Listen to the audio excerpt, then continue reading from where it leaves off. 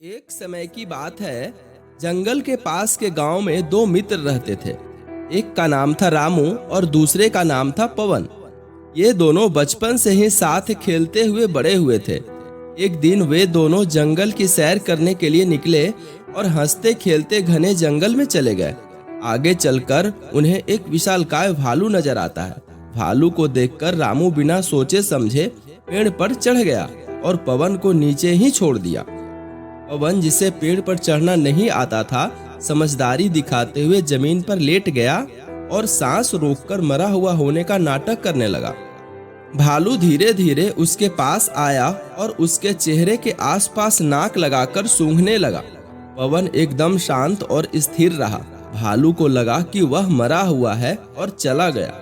भालू के जाने पर रामू पेड़ से नीचे उतरा और पवन से पूछा, भालू ने तुम्हारे कान में क्या कहा? पवन ने उठते हुए जवाब दिया, उसने मुझसे कहा कि सच्चे मित्र हमेशा साथ देते हैं। यह सुनकर रामू को अपने किए पे शर्मिंदगी हुई। उसे एहसास हुआ कि उसने अपने मित्र को अकेले खतरे में छोड़ दिया था। इस घटना ने रामू को एक महत्वपूर्ण सबक सिखाया।